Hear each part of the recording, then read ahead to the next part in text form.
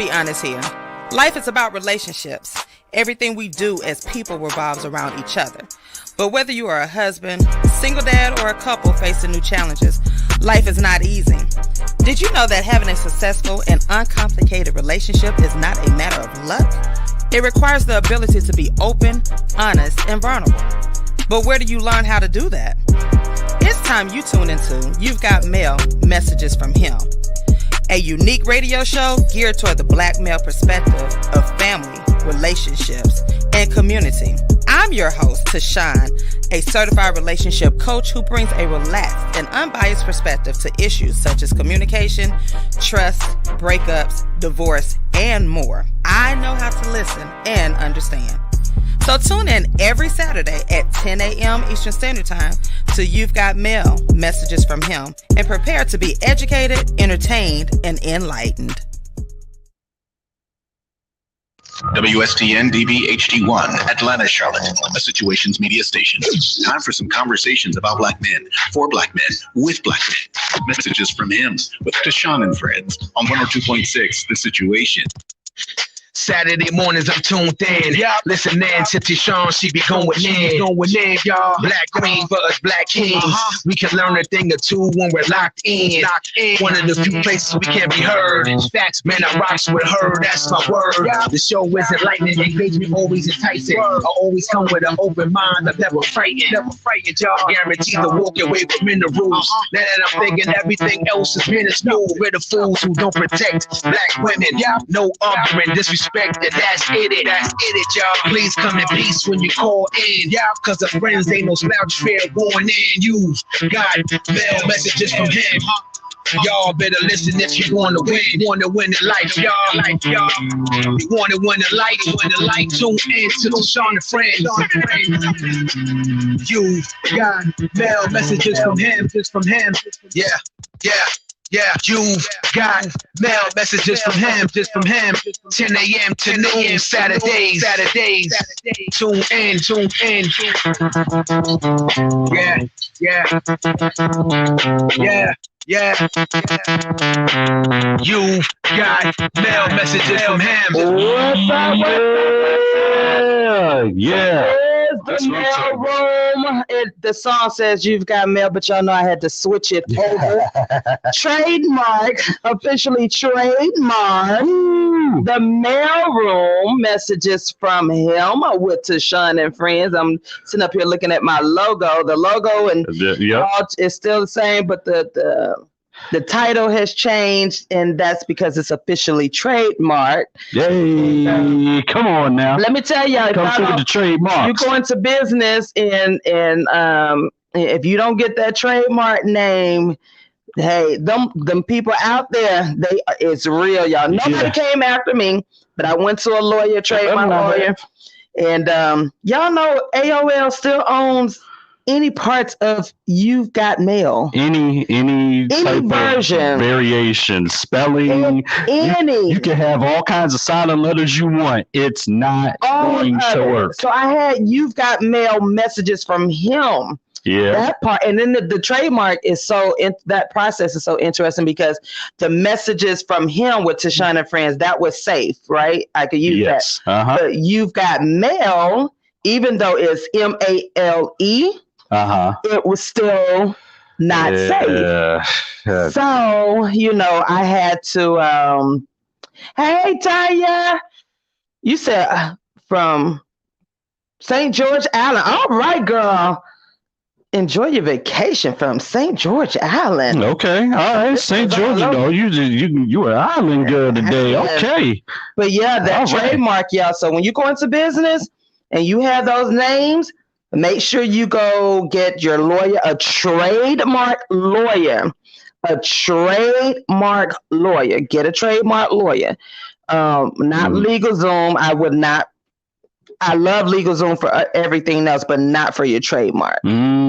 it makes a big difference. Is there a reason? Is there a reason why? Because the process becomes tedious, and it does cost. So if your name, because like they had to do several searches for my name, and one of your packages, your name does you have a few searches that are included. Right. But for the most part of it, if you got to keep searching for your name, it costs. And if you want a lawyer, LegalZoom, they do have lawyers, but you have to pay like for their lawyer services, whereas you could just go through one entity, like a one-stop shop. Yeah, gotcha.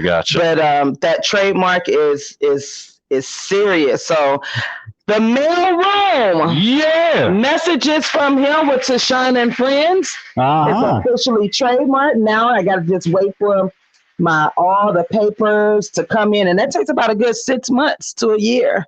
Wow. Yeah. Yeah. It's a whole journey in the process. It's a whole journey, but the paperwork has been filed, the application has been filed. Let's go. And that's why I can put that trademark sign next to it. Hey. So if anybody out there try to steal my name, you gotta go see my lawyer. Wait, hold on, do that. I want to see it in the camera again. Go ahead and do that. Anybody come and try to steal my name, cuz you gonna have to see my lawyer. Nephew.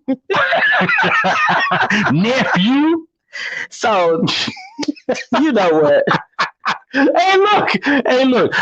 She went LA. She would go LA on you. She would go LA on you if you try to, do something like that. Where Bambo's coming back? Yeah, you back up. I need them recipes again. But yeah. Shout out to them recipes though. They be doing something though. But y'all gotta forgive me, y'all. I'm a little laggy today. Hey, Marcus, been flying across the country. I'm tired, but I do have some good news that I did pep me up this week. But we getting ready for Thanksgiving break and my birthday. One of my birthday gifts. If y'all have not followed me, I made another big announcement this week. Yes. On top of last week's big announcement. That's why y'all, when I tell you, my niece was FaceTiming me the other day, and she was like, Auntie, you look a little busted. And I was like, I can't even argue with you. I said, you were so right. I'm arguing with you this week. What's up, Brown Knight? I was like, I'm not even going to argue with you because you were so right. I was like, I am tired because I go to sleep. You know, like you were saying, you can get home on time, but you don't fall asleep until whenever, and I'm trying to get these journals out. Your shipments are going out. Them journals though. Hey sis, so you about to embark upon a journals and Java. Journals and Java. That's on the 20th. That's the launch. So if you missed the pre-sale event, and I think everybody, I sold out, which took me by surprise. Like the shipments, So I had to now package I'm packaging everything, and that's you doing all of that by yourself? Yeah. That's the life of an entrepreneur. The life of an entrepreneur. I can get my assistant. Or as Eddie Murphy said it in Mr. Robinson's Neighborhood, entrepreneur. Entrepreneur, right. I forgot about entrepreneur. That's the word of the day, boys and girls. Entrepreneur. Yeah, so you have to package it, it's a process, y'all. It's a process. So when y'all see all these people, on TikTok talking about they got their packages out and all of this, it's a process. A whole process. It's a whole, because you got to do the shipping labels. You got to do the shipping labels. Well, first of all, you got to, once your event, the pre-sale is over, now you got to sit back and be like, ooh, okay. Then you take your list, make sure the addresses and everything right, then you got to make shipping labels, which you got to pay for. That's right.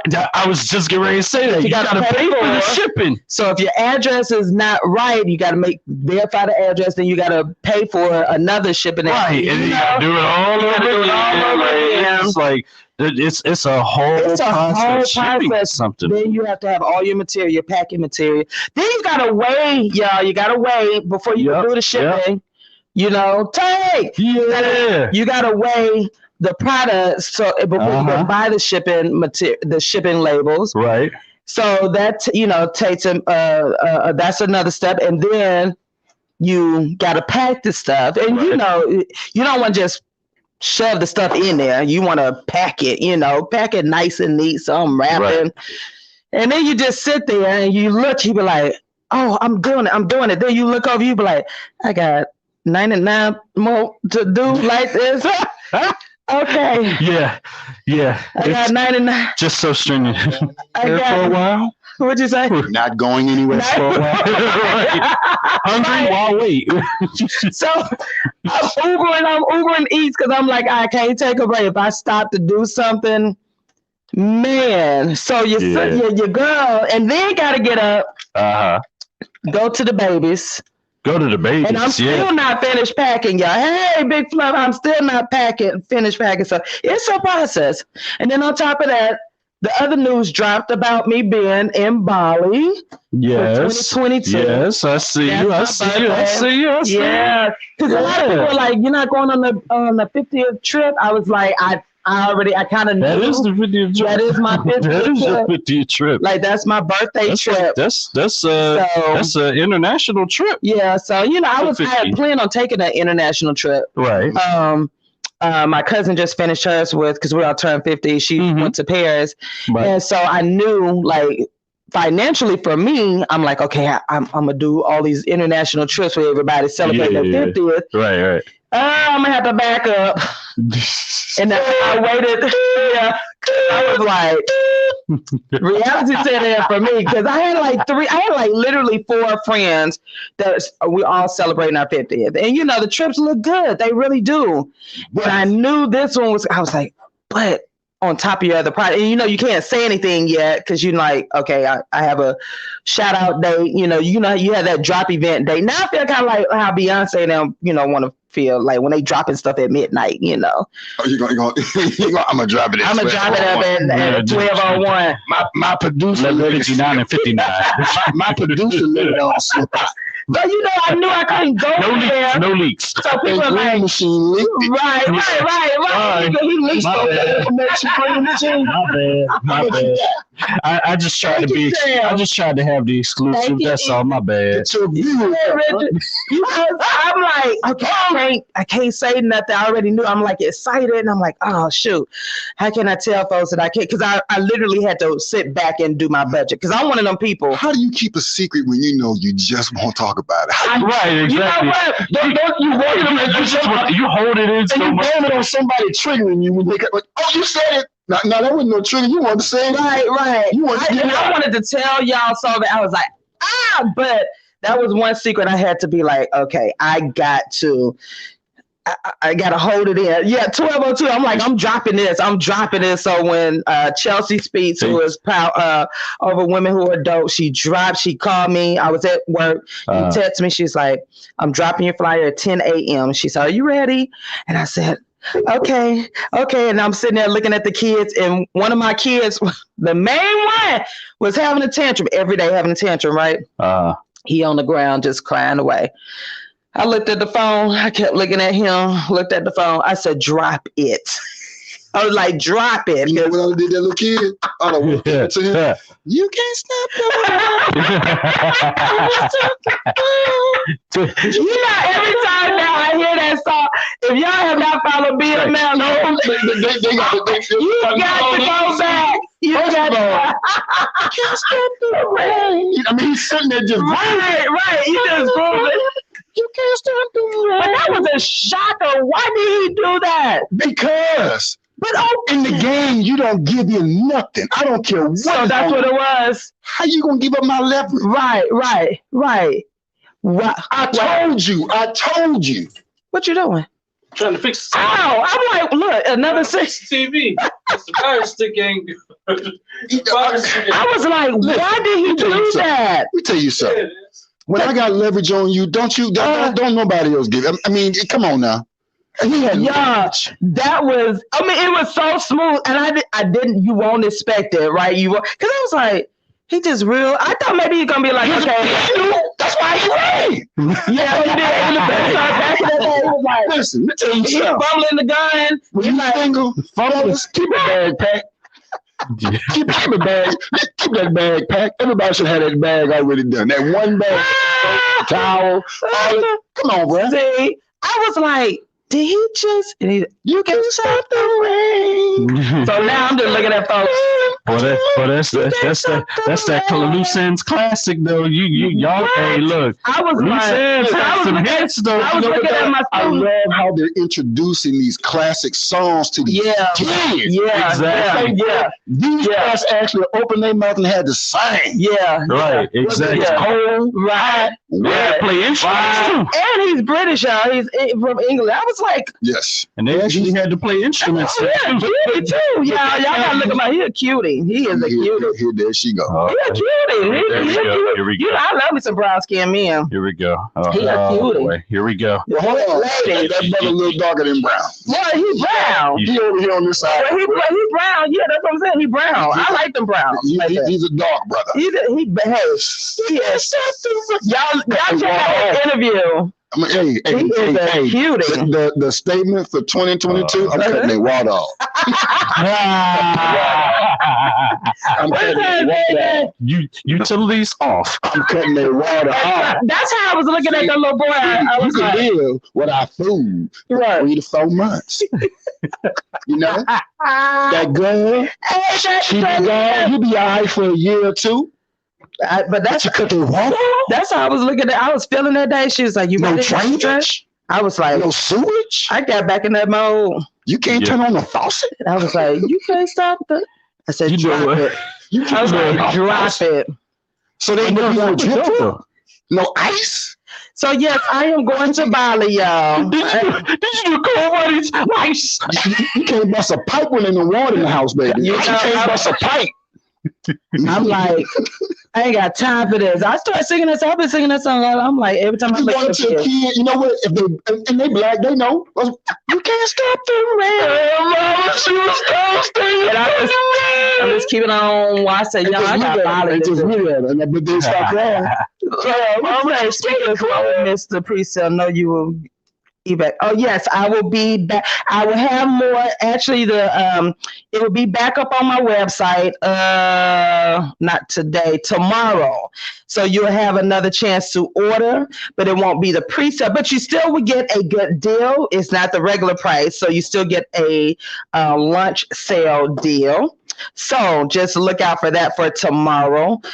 So they will be back up, t-shirts. Yes. Come on now. But I'm super excited for this. As well you should be. Sharlita, the recite, yes, it'll be back up tomorrow on the website, so you'll be able to order. That was Shalita? This is Shalita, Dr. Shalita, yeah. Okay, one of my co-workers.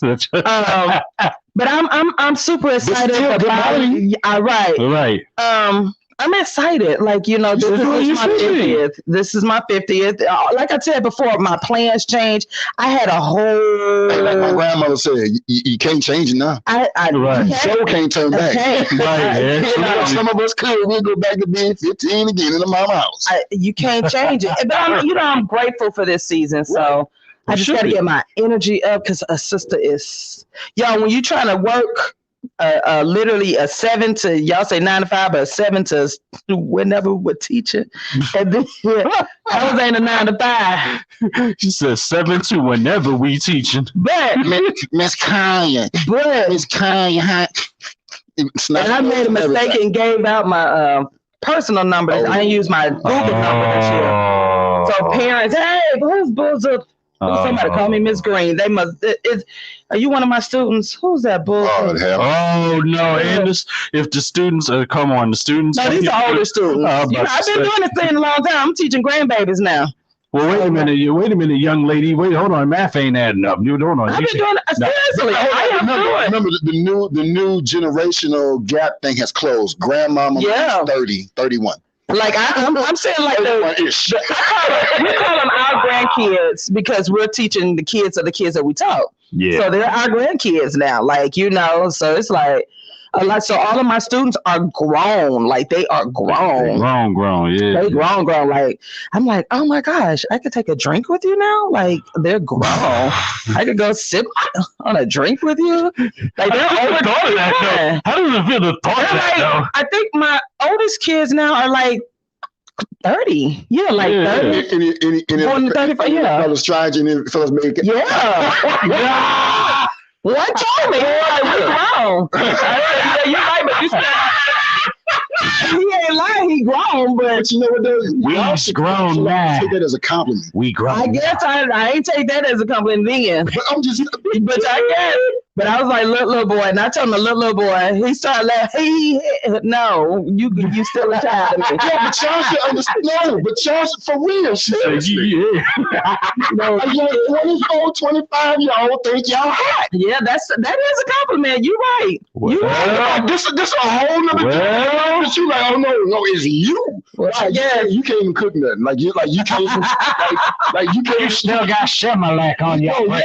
I ain't sign your name and nothing. I don't want to be a Miss Trinidad. You know how to curse him. Well, I don't know if I want to be a Miss Trinidad, but I ain't. Trinidad, no, I don't want nothing to do. But I'm just. I don't know. Like, yeah, you're right. Really, like for real, because this is a whole nother generation, and they looking at theirs and like, nah, right. Your mama. Right. I want the original copy. It is that kind of trend now, though. Hold on, let's be honest. And it's a shame. This is something that even my wife points out. Some of them original copies be better than the next generation. Yeah. I would drop my headphones right now. I'm scared of some of these 50-year-olds that be popping up. Like, like you 50 and by yourself, something wrong. They got some, like, for real. They got like some bad mojo over there. How you look like that? And just somebody catch me like, how can I help? 25 to 30. Thank you. But literally, just like, wait a minute, why you by yourself? Somebody did ask me. They were like, like one of my coworkers. She still can't believe I will be 50, and I'm like, no, I'll be 50. And she's like, stop lying. So I had to pull out my. So I hit the rewind button. So she was like 1971. I was like, yay. No, but we don't look. We don't like. But you know, my grandmother always said. She used to tell us, before she got saved and sanctified. Grandmamas don't play that about the Lord now. She said, y'all gonna party. You can party. She said, be careful what you do because it's going to catch up with you. Yes. She said, that's true. It's going to catch up with you. She said, so if you party every night, you're drinking and smoking every night, it's going to catch up with you. And she is not lying. So I thank God that I did take heed to that. And the majority of our family did take heed to that because my mom's side of it, like we're younger, they look really, because my mom didn't even gray. My mom wanted gray hair. She was so funny. She didn't gray. And I found a few strands. They ain't staying. I done plucked them jokers out. They ain't ready. They're not ready for gray. Ms. Green, I done did some 3 a.m.s, boy. I remember one time, and it's funny now. We're married, and I remember at the time we were just engaged. My wife called. She's like, "Hey, what you doing?" And it was like 3:45. I'm just leaving out the house. You know what? I'm just leaving out the house. Just leaving out. Wow. Because some of the after clubs don't open until then. Yeah. And in Houston, you have okay. I got you. That makes sense. I mean, 3 a.m. Yeah, that makes sense. When you said the city, that made sense. Because they all nighters. I don't care if the Braves beat them or not. Doesn't matter. They still would have partied all night long. They got all night. Really be doing all nighters too. Like a lot of cities up north. New York from that standpoint. Chicago do all nighters. Yeah. As cold as it is in the wintertime, they still pull all nighters. DC pull all nighters. I'm talking about riding down, and for those from Texas, they know riding down Belford, one deep, then you screw, and then going to work in the morning. Yeah. Can't do that now though. That's DJ Screw. We got a good show today. We got Marcus in the background. I'm about to bring him on in a minute. We're gonna talk about conversation. We're gonna have a conversation about this mental health but I do want to go ahead and get started on this topic. So I'm gonna bring him on in. You ready, Marcus? What's going on, Marcus? All right. Good morning. How you doing? Good morning. Yeah. All right. So, let's have a conversation. We're out of. Look, I ain't even followed the sheet yet though, but we'll catch up with it. I'm all over the. I told you I'm all over the place this last week or so, but y'all got to be patient. I'll read all the sponsor shout outs at 11. Okay, that'll work. But I do want to give a special shout out to the black men. This black man this morning, and y'all know who I am. Y'all know I love everybody, but I got to give a special shout out to this black man this morning. I was coming in the building, and of course, there's a crew here. They're filming a movie or so at Morris Brown, and there were some others. They were walking, and then the brother, and I'm coming through the door, and the others didn't even flinch about keeping the door open for me, anything like that. But brother man turned around and made sure that door was open for me. Mm-hmm. All right now. And when even on the elevator, I wasn't getting on the elevator because there was a lot of them in there. So I just stepped back, but he made sure he held the L, and I was like, no, I'm cool. But I have to give a shout out to that black man because again, y'all don't get enough recognition for that. And he was a younger guy too, but it was like he had manners, but the others didn't even flinch. Turn your feed down, Marcus. Didn't even flinch. So I'm just saying it right now. Y'all know I love my brothers. That's the purpose of this show. And not all of them, because I've run into others that have opened the door or whatever. Yeah. But today, that made it, because I'm like, y'all two just literally looked at me and walked and didn't even think to open the door. This brother stood there and he let me in after him. You know what I'm saying? I'm just like, that's what I'm talking about. So shout out to the black man that's here on campus. Not sure if you're listening, but if I see you, I'm going to say thank you again. So I really appreciate that. Absolutely. So black man, got to take care of our own. Yeah, so black man, thank y'all so much. Thank you so much. Thank you. So Marcus, we got Marcus Jones on live today. And I want my listeners on IG to hear our conversation as well, because again, this is a topic that's dear to me. Mental health, period, is needed, and I'm thanking God that we. The pandemic brought out a lot, and one glow that I can give the pandemic, it has allowed Black people to open up and say, I need therapy. I need life coaches. I need some form of help. Life coaches, relationship coaches are not the same as counselors and therapists, but people are going in those directions and honestly saying, I need help. And it's okay. Like, we're opening that door. And we have professionals such as Marcus Jones, who's on here. And we had another psychotherapists and so forth on here to talk about mental health, and especially in our community. So Marcus Jones, he's part of 102 family. Yeah. He has his show on. Yeah. So Marcus, welcome to my show. I'm so glad to have you. How are you? Good morning. I am glad to be here. I'm always talking mental health. And like I say, let's have the conversation. Absolutely. Yeah. So tell the audience who you are and what you do. Okay. So I am a licensed psychotherapist in the state of Georgia. Actually, other states are coming. I have been in the field for about 20 years, specialized in addictions, anger management, depression, anxiety. I've been doing counseling for 7 years, individual, group, family, couples. I've worked in probably almost every facet of mental health, whether it's severe mental health,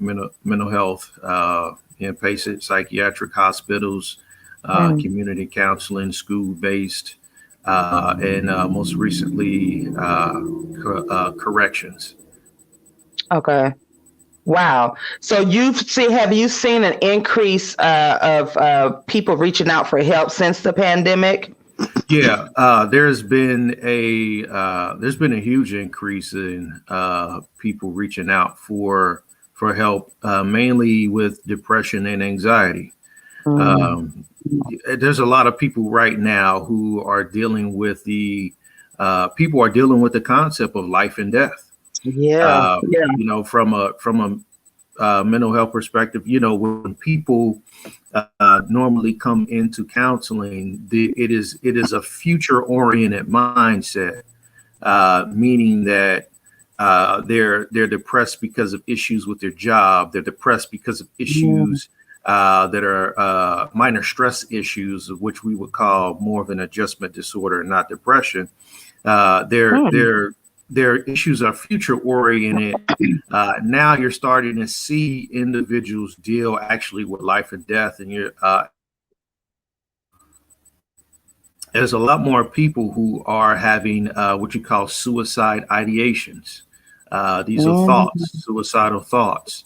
And this we've seen this influx or this increase since the pandemic happened. Wow.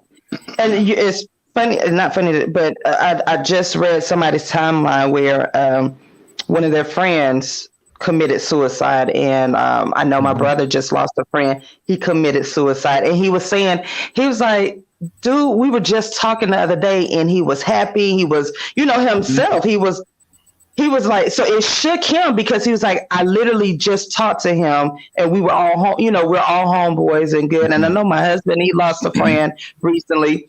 Right. And they were saying the same thing. Like, we just talked to him, we were on the phone and there was no, so is depression looking different than we are used to it? Like, does it have a different look now? No, it's the same. So here, let me, this is a good, I'm glad you brought that up. It's a good education piece for listeners. When it comes to people who are in depression is sort of like a slope.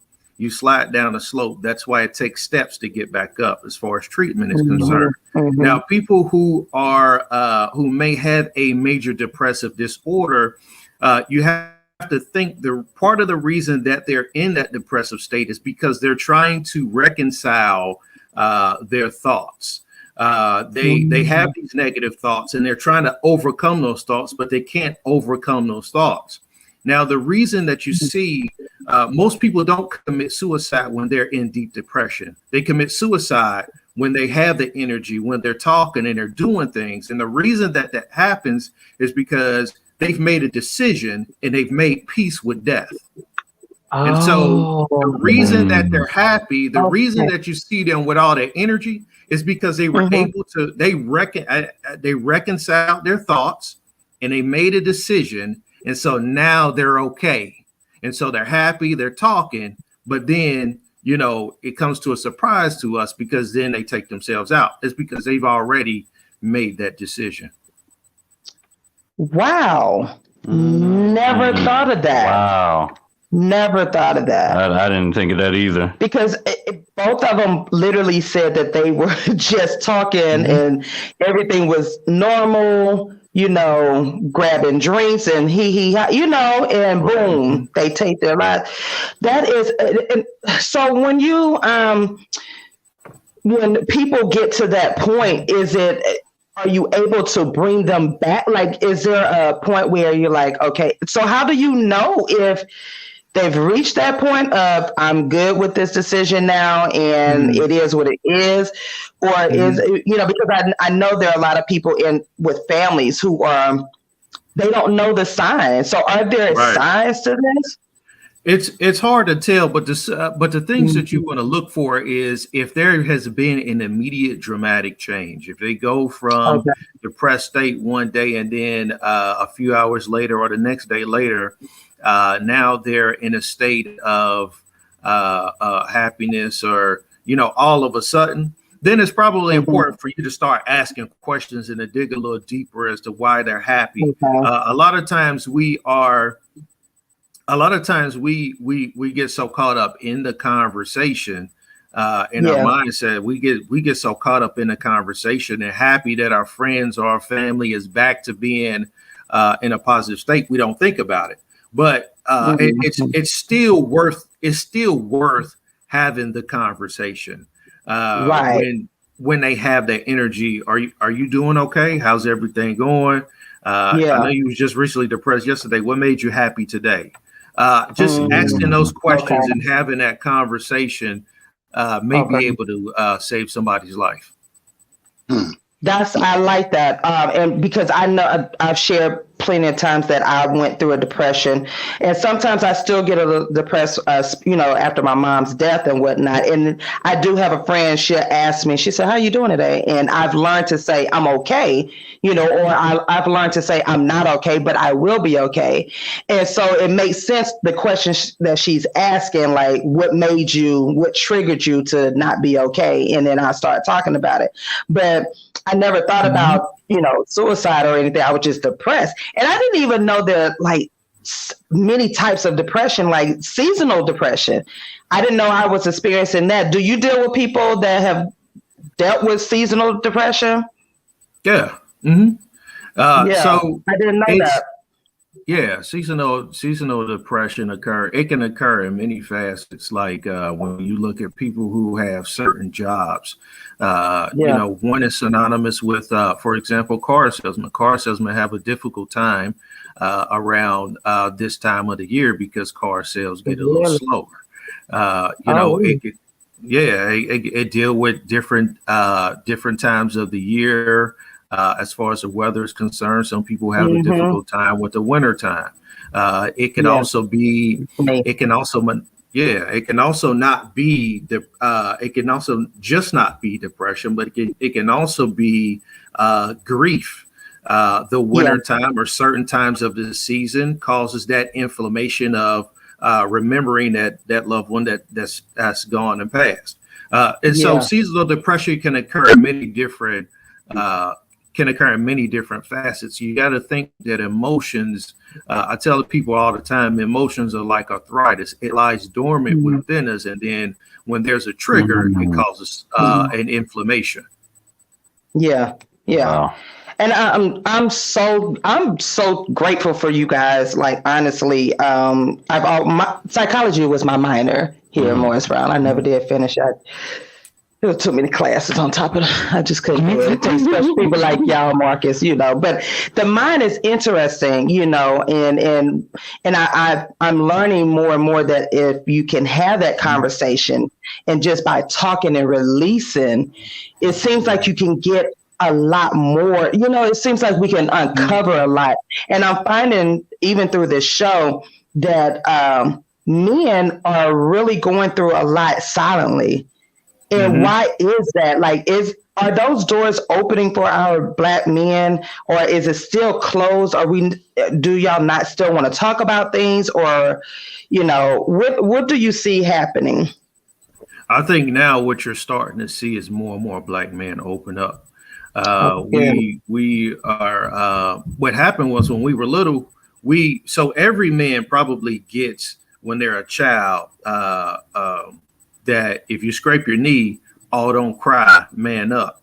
Now think of that from the aspect of being a Black man. You got that, you scrape your knee, you cry, all right, man up. But then you also got, don't be upset. Look, you need to stuff that in. Don't be upset about that, because people gonna discriminate against you when you become an adult. People gonna act this way when you become an adult. You get those things, right?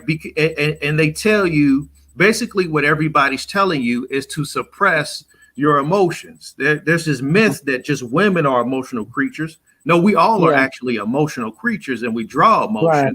What happens is that we are taught to suppress those emotions. And so when people get when we get older, then we present as if we are alexithymic, which is a condition of lacking the perception of emotion.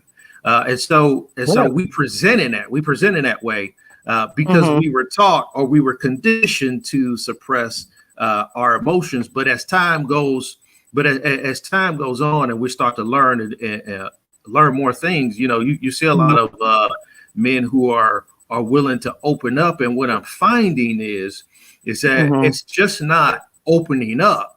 There's an anxiety with opening up because men don't know how, and they don't know how to interpret. So a lot of people get get it confused, and they think that they get thoughts and emotions confused. Okay. So if, for instance, somebody may make a statement and say, well, I felt that you were being nasty to me. That's not a feeling. That's a thought. You had a thought that the individual was being nasty to you. Now describe the emotion. The emotion is the physical sensation that you feel at the moment you thought that that individual was being nasty to you. So that physical sensation was anger.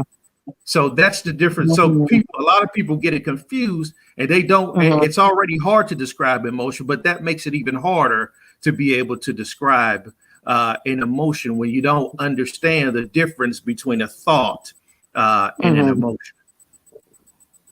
Interesting. The mail room, you guys, messages from him with TaShon and friends. I have Marcus Jones, psychotherapist, here live, and we're talking about mental health, talking about people and mental health, and especially during this time, because holiday season is coming up.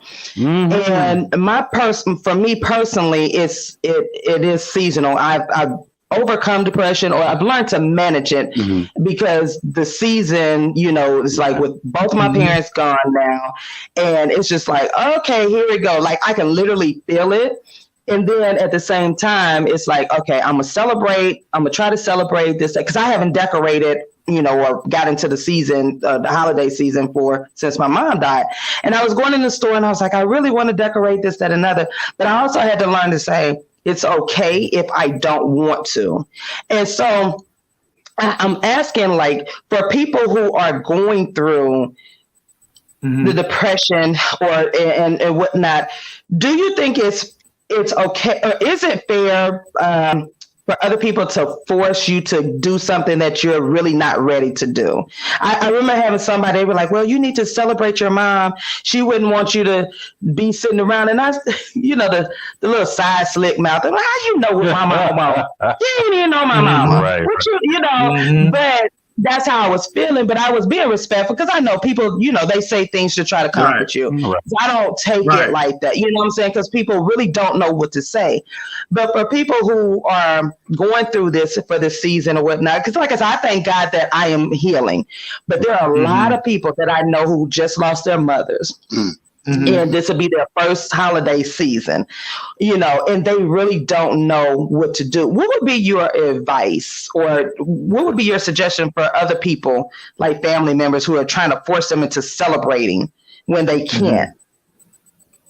One thing is that we all, most people have the need for sociotropy.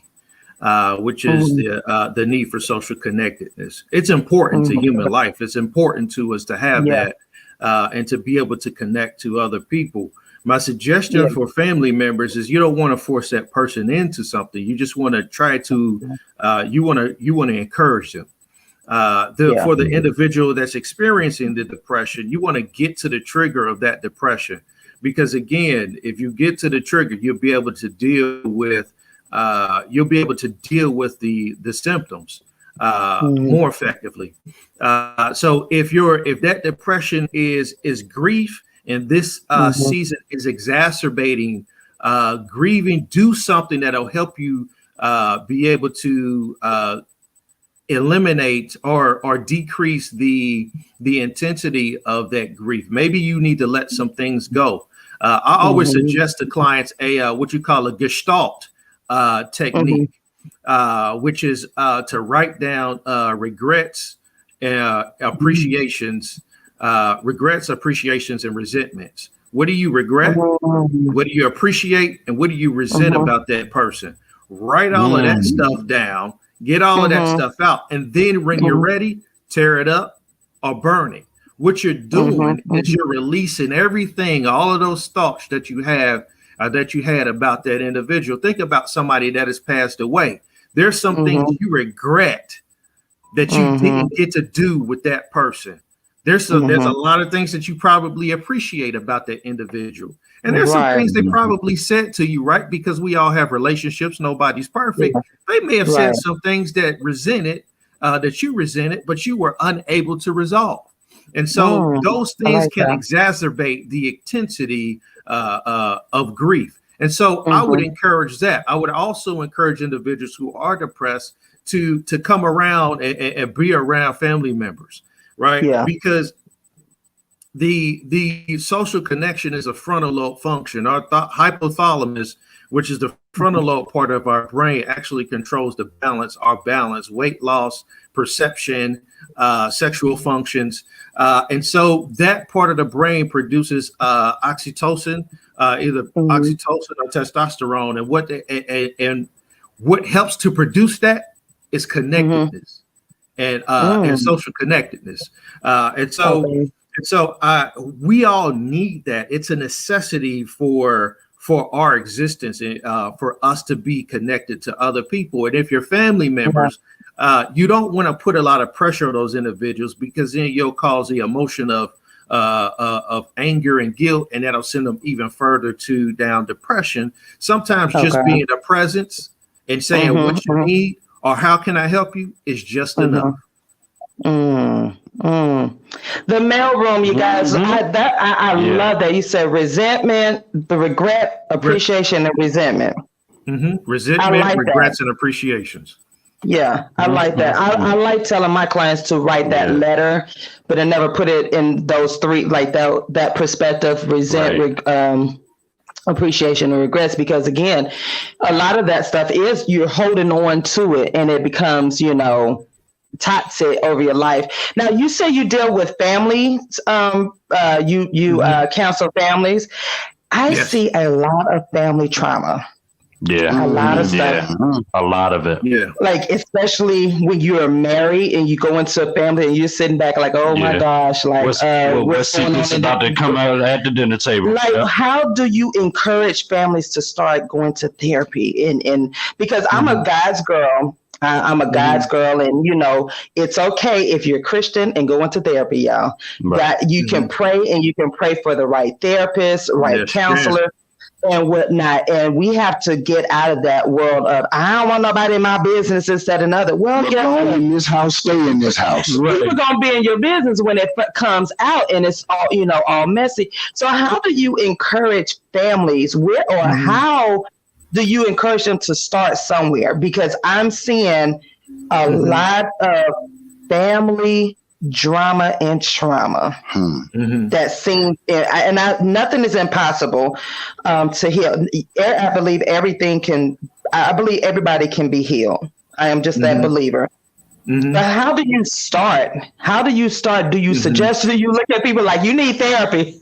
You need to go to counseling. You go somebody, like, how do you start that? And then how do you unsee some of the stuff that you didn't see? Yeah, let's be real. I'm gonna be real. Man. Yeah. Like right now, if I had to have a truth conversation with somebody, it'll be like, bro. I'm like, yeah, I saw that. Yeah, y'all did that. I mean, I'm talking about the stuff you imagine in stories. Yeah, that Black people do. I mean, we bring it to life. Yep. Yeah. How do you start with that? How do you begin and where? So the start, I always encourage people to at least get an assessment. The first thing that before you see a counselor, get a consultation, get an assessment, and just have the situation assessed. Now, in some instances, because family and couples counseling are collaborative interventions. It may be recommended that people get that some people in those units get individual counseling first, because they may be dealing with some things. Mama and daddy, the head of the family, may have been dealing with some things. Us as Black people, we have been so conditioned over the years to operate functionally impaired, to try and deal with those traumas and deal with those depressions on our own. Think about something. When you're traumatized or something happens to you in your life, it's sort of like you're wounded. You're cut and you're wounded. And then over a period of time, you want to deal with it yourself. You don't want people to see the bleeding. But then ultimately what happens is the only thing you're doing is you're not healing. You're just wrapping a bandage over the wound so other people won't see it. And we can suppress things. The brain is very complex. Yeah. You've got predominant thoughts, and then you've got a subconscious, and everything that happens to you is suppressed into your subconscious. We pack things into our subconscious. And so if I'm doing family therapy, my part of my job in order to get to the solution is to pull everything out of that subconscious. And when I start pulling that out, it may be a problem because somebody's going to be re-traumatized or experience that hurt, but then that would call for another form of therapy, and they may need individual trauma focused interventions. So I tell every family that. And then to answer the question, that is, in our field, we are more prone to experience vicarious trauma. Just listening to somebody's trauma or traumatic events. Our gift it's a gift and a curse as a human being to have the ability to process and flash back. And so that is what is attached to our to trauma, our ability to flash back and to create imagery in our minds. And so we all are prone to do that. But the one thing that we practice as therapists is rational detachment, which means that we detach ourselves from the situation. We detach the behavior from the individual. So we're removing ourselves out of a judgment role. That's interesting, because I always wanted to know, how do you all do that? It's like when you're listening to everybody come in and they're dumping, and it's like, how do you sit there with a straight face? Because some stuff you be like, you know what, all you need is just go in the room somewhere, like, how do you do that? But what made you get into this field? What made you get into this? What did you have things that you were growing up that said, hey, I really want to help people deal with the mental? Like, what drove you into doing this? Your inspiration. It's funny. I kind of fell into this field. Like, I didn't leave high school wanting to do this. Okay. I was at risk in high school. I had a difficult time in high school because it was hard for me to sit in a classroom. And what kept me going to school was playing football and wrestling. I knew I wanted to try to play football in college. I tried to play actually tried to play Division I. Came in Miami of Ohio the same year Ben Roethlisberger came in, and I was a redshirt freshman, and didn't make it. I didn't have the skills. I thought I couldn't cut it.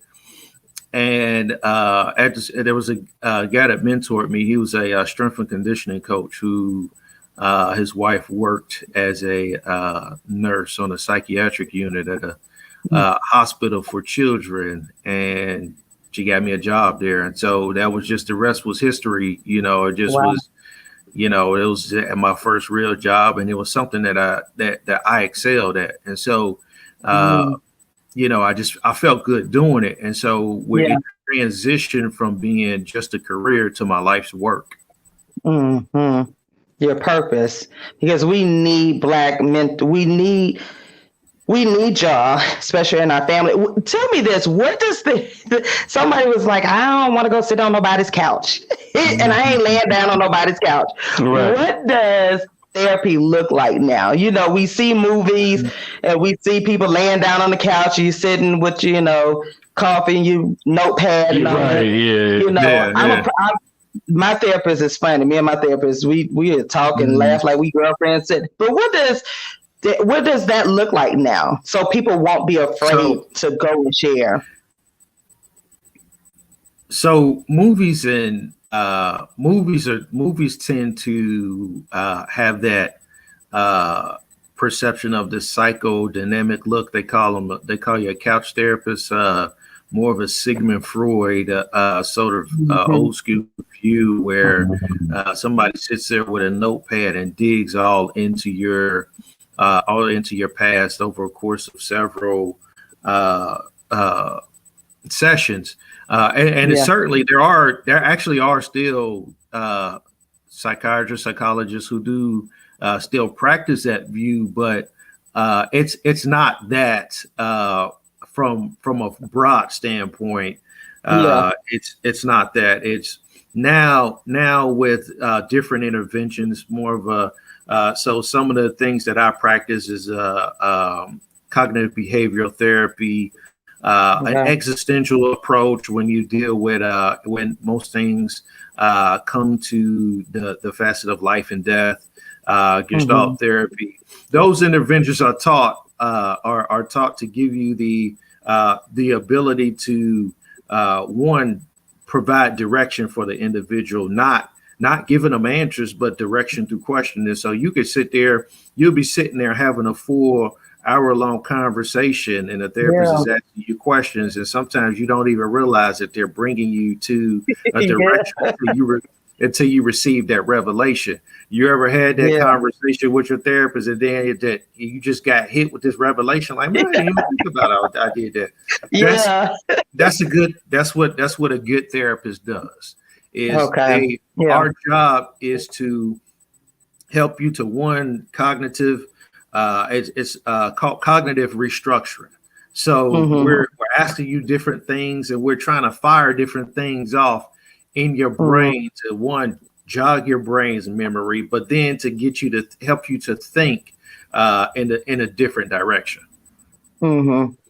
Wow. The mail room, y'all, messages from him with TaShon and friends, and we have Marcus Jones, psychotherapist, in the studio with us. And we're having a conversation. About mental health. And you also, you have a segment. Tell us the name of it and what it entails. Mental Health Mondays, every Monday at 9 a.m. where I just have fun doing what I love to do. That's the first thing. And then the second thing is I try to provide education and overall awareness in mental health. I've had some people call me and actually listen to the show. And I've had people call me and say, well, do you just counsel Black people?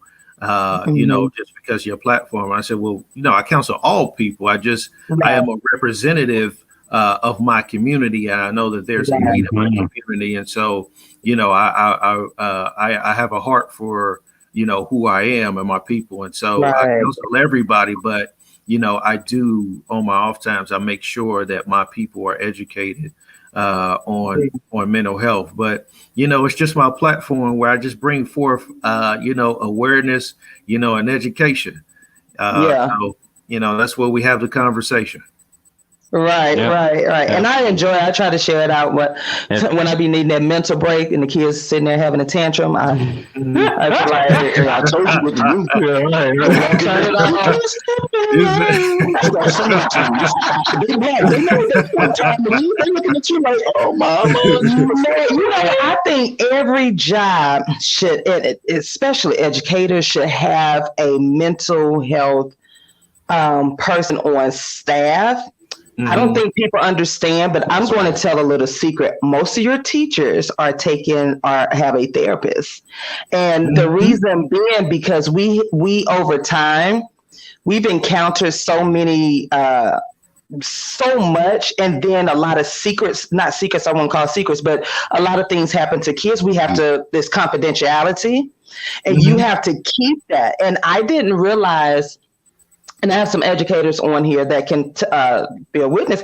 I didn't know that it did cause trauma within us, because there was an incident years ago that it's between you and the social worker, and you're going home and you're like, what just happened? And this stuff, you're taught to like, okay, well, next you just got to keep it moving, and didn't realize. And when I finally talked to a therapist years later, she specializes in teachers, right? And she said X, Y, and Z. And I had that moment.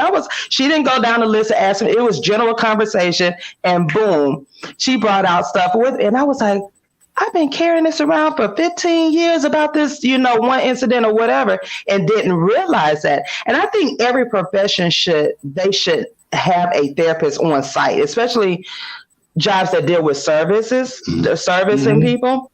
It's a lot. How do you think that jobs will do that eventually, or is it up to the individual business to bring you all in, or how do you see that playing?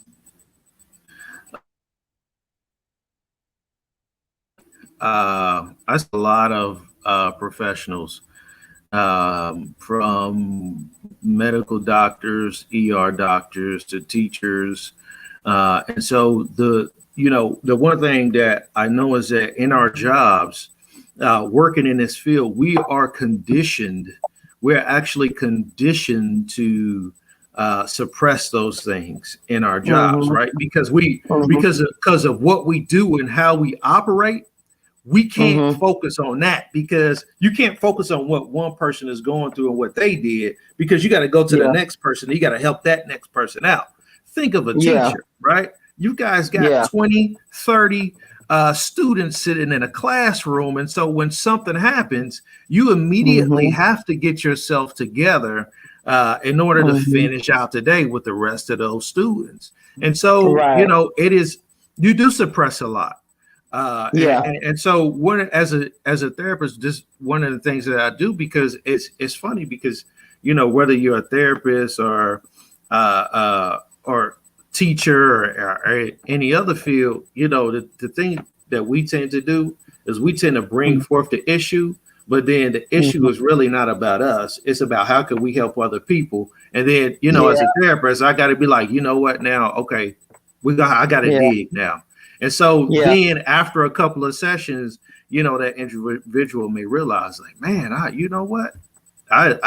I've suppressed a lot. Like I didn't realize that I still was holding on to that stuff. But the one thing that you got to remember is when you suppress things in your subconscious, it may not be in your mental awareness, but it will vomit out in your behavior.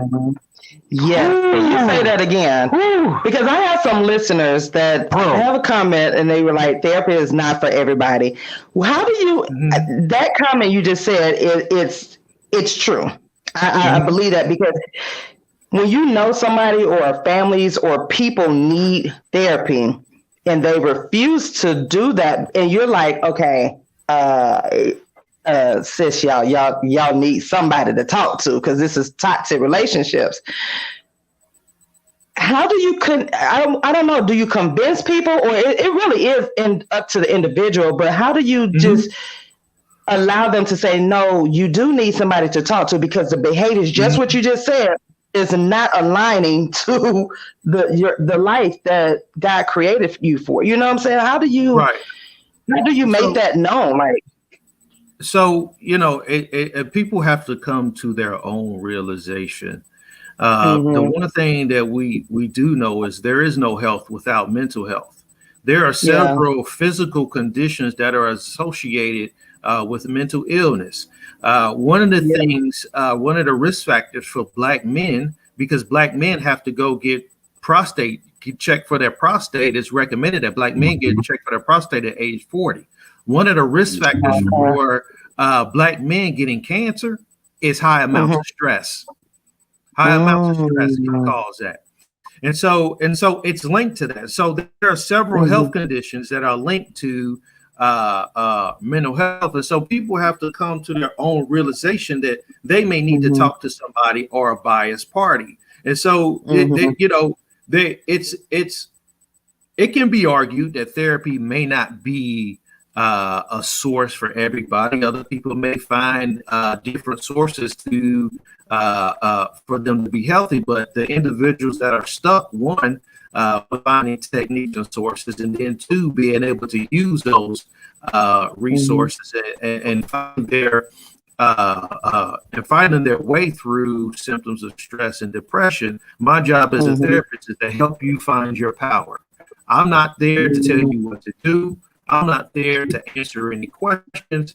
I'm there to help direct you to your internal power and processes so you can make more effective resolutions for yourself. I like that. That sounds non-threatening, and it sounds, inviting, versus before, people like, well, you need to go and sit and talk. I like that approach because again, it does, and I get it, the stigma with over time, people have associated counseling and therapy with crazy and oh, it's really something wrong with you, and that's not the truth. Because I am proud. I'm an educator. I dealt with grief and depression, and I literally I was never against it, but I was also one of those people like, I'm fine, I don't need anybody, I know how to deal with myself, I know how to write in my journals. but then at night you sit in the church, you can't stop it. You sit in the church and I'm about to do all this. Right, because I realized I was trying to help everybody else solve their issues. But you take on a piece of their issue and you take it, like the kid. Imagine you being told by the social worker, every day see that kid leave and go home. Exactly. And that's like trauma every day. Yeah. And I didn't realize that. And then I was like, you know what? Maybe I need to go see somebody for myself. Like, let me go and it's been the best thing. And I continue to talk. I have a life coach. I have a therapist. Like, that is part of my mental health regimen because I learned over time, like, that mind, if you don't keep it healthy, I can't function. Like, nothing else matter, it's not going to matter. And it is associated with getting sick. Like, my mental health was it's associated with my illness. Well, at that time, I'm getting sick, and I'm just like, but why am I getting sick? It's because my mental. So I, for one, encourage, I strongly, and I definitely want to continue the conversation on my platform. Like, for me, and for people who keep saying I can't afford it, and you're right, some insurances they won't cover some of it, but let me tell y'all now, the pandemic has allowed therapy, counseling, like open up those doors. Check out your new healthcare enrollment, because like October was the big month for healthcare enrollment. If you check out some of the new stuff that they've actually included therapy sessions now as preventive health. I mean, like really, it costs less to do the preventive health than have you just go off the deep end. And really do some damage. And I tell people, like, what's more important, your healing or going to Puerto Rico when you got a messed up situation or whatever. You know what I'm saying? Like, you have to make priorities. When people say, well, I can't afford it, but you just took a trip. Or, and y'all, ain't no pun, because I'm going to Puerto Rico too. I love Puerto Rico again. But people saying, like, priorities in our health, especially in our community. You know what I'm saying? We don't link it. We don't. Like, just now, people not going to realize this brother just linked a whole bunch of stuff. And he just talked about the prostate. Yes. Do you know that stress causes a healthy prostate has to be used, has to have, I mean, let's call it what it is. You have to ejaculate 21 times. Really? So let's say that you're under stress and your mental health is bad. Can you maintain a relationship where that's possible? You just took your mental health into your relationship is not caused, because a healthy prostate moves that fluid 21 times. And see, this is information that we need to have. These are conversations that we need to have, because you have a lot of married couples. Because you say you counsel married couples as well, right? Oh, did you freeze, Marcus? Probably froze. Oh. You okay, I said you cancel. Okay, do you cancel married couples as well? I do. Okay, so and you, just like you were just saying, the link up, and I don't think people realize, like, all of that is connected to that mental. It is. I mean, because you go off the deep end. Right. Think about something. I want you to think about something real quick. Think about when you are sexually aroused. Sexual arousal starts off in the frontal lobe part of the brain. As I was talking earlier, the hypothalamus. You see something, you may hear something, right? That all enters the frontal lobe part of the brain. You process it, and then your brain then sends signals for your body to produce the hormone to create the arousal in the rest of your body. Mm-hmm. Same way, when you think about stress, when you have stress, you're depressed and things, your body is responding to what's going on and being processed in the front part of your brain. And so if that part is being stressed, then the rest of your body will show the physical manifestation. Think about thoughts and feelings. When you think about something or you see something and something happens, you feel a physical sensation in your body. That's what we call emotion. It's a physical reaction. And then your reaction is behavior. Then you react based off of that physical sensation. So it's all connected. Interesting. I love the mind. I love all of this, but it's just interesting because I really believe if we can get our community to buy into this, like I believe that we could be better productive, especially for me as being an elementary teacher. You see the trauma that has already formed in elementary babies. And you know right off the hand that they're going to need some form of therapy for the trauma, for the drama, the issues that they have. They've been in this world but 10 years and less, and they have seen so much, and we just wipe it under the rug, and we expect them to be functioning students. And it's so not fair. Like we do have a mental health team in the building, but they service, I want to say, I think they service kindergarten through 5th, if I'm not mistaken. But and every school needs a mental health team, like because I don't think people are realizing that these issues are starting young. Yeah. Like, what's the age that you service? Is it certain ages that you serve? The youngest that I'll service is 14. I service 14 all the way through 60. Okay. Gotcha. Wow. Wow, you guys. I already know. I get this every Monday. Yeah. We have that conversation. And by the way, for anybody who wants to go back and actually listen to his segments, we're talking mental health. Yeah. Let's have a conversation. See, I just happened to say that, so I figured I'd go ahead and plug it in. But it's presented by Holistic Partners Network right here on the Morning Machine, 9 a.m. Eastern Time. So no matter what time zone you're in, just link in, tap in, because he shares a lot of knowledge. We talked from athletes all the way up to celebrities to even just us as black men. There was a couple of weeks ago he addressed the black men and just in the same way as we're talking about right now. And I mean, just powerful every week. And I mean, he had several drop the mic moments, but it's not even about the drop the mic moment. It's about, what are you going to take in? Yeah.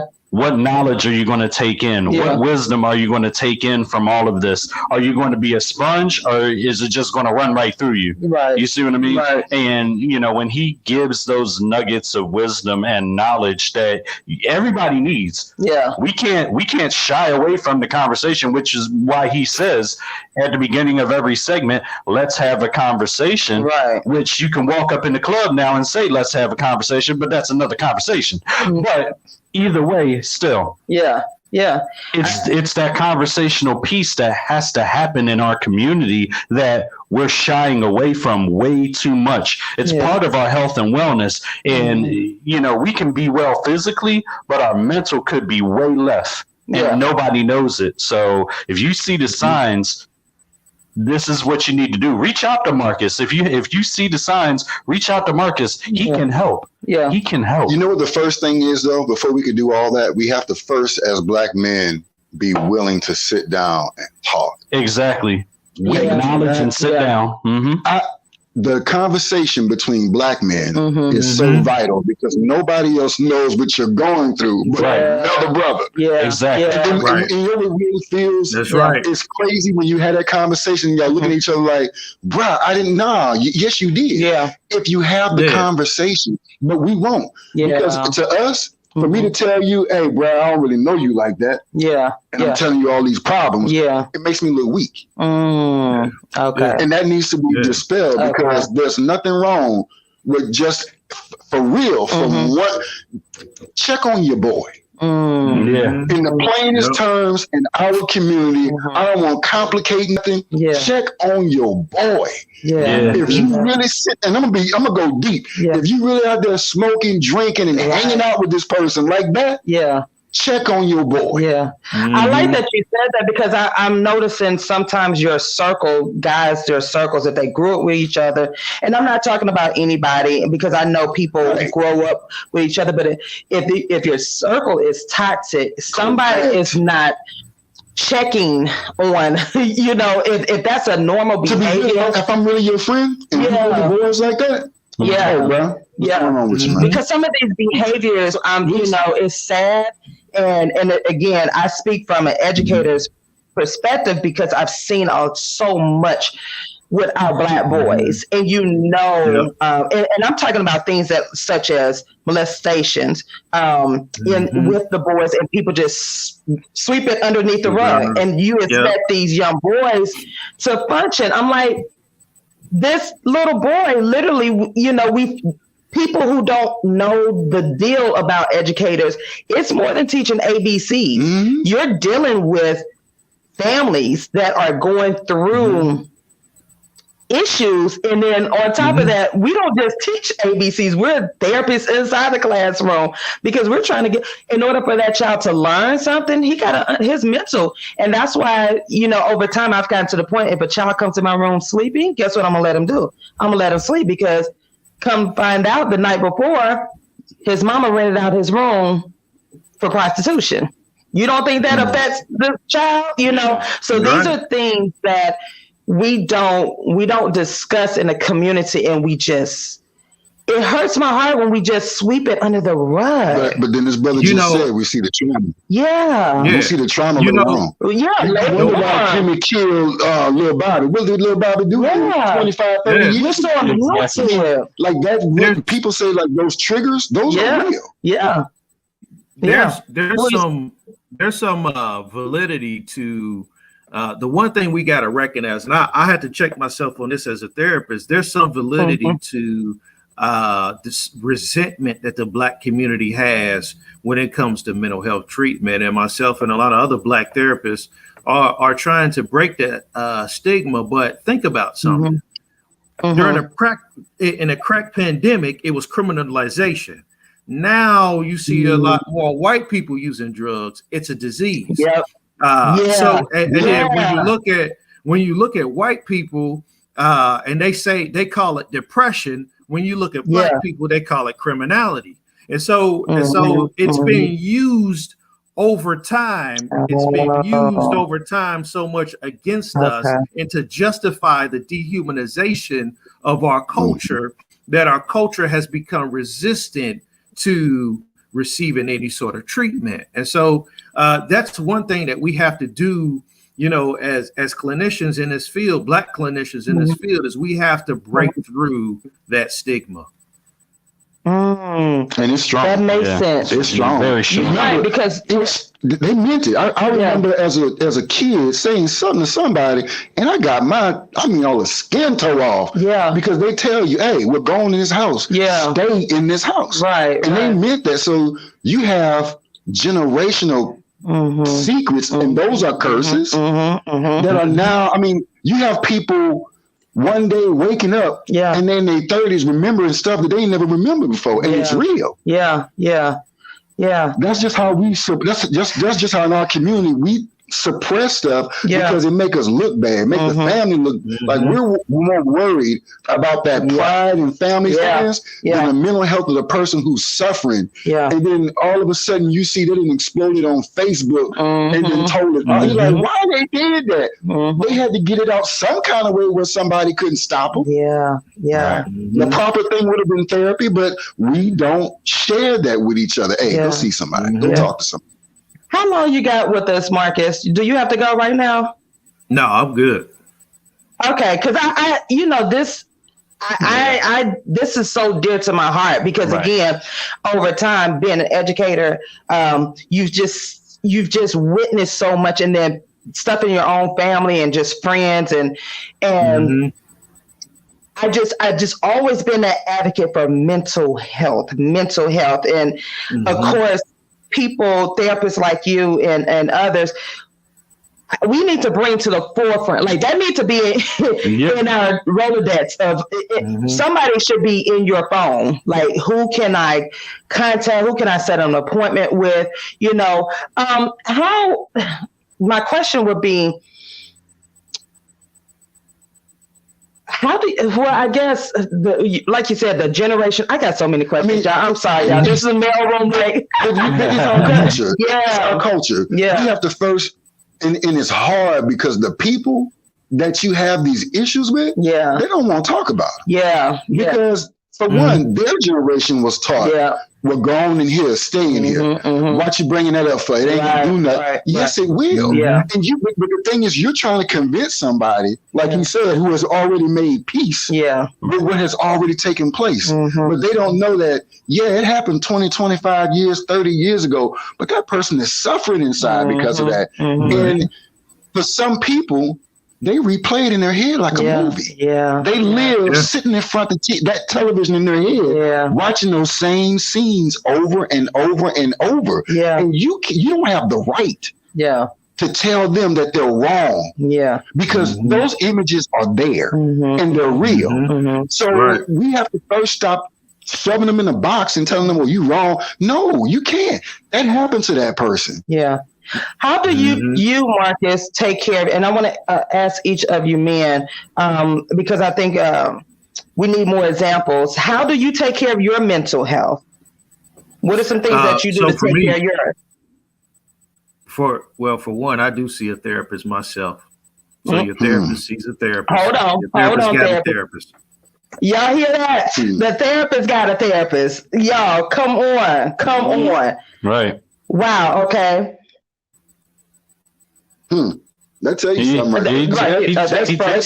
He takes a lot in, from other people, and then still have to deal with life himself. You know, and that goes back to what he said about a lot of jobs. A lot of people don't understand that they take on a lot of other people's problem as a job every day. Right. A lot of other people's issues. So, how much is going to compound on you before you start pushing that over into your family life, talking to them like they're at work, I mean, like a lot of people have jobs like that where they have to actually problem solve for other people who can't do it, and it's amazing how much of that you take on. Yeah, you need a release. Yeah, and my thing is, I always tell my hey, bro, hit me. I don't care if it's just a 5-minute conversation. Yeah, you have no idea what you're doing for that person by just sitting there and having that and just being real. Hey, bro, I get it. Yeah, I understand what it's like. You're a black man with a family. Yeah, you wake up every day thinking about their security, safety,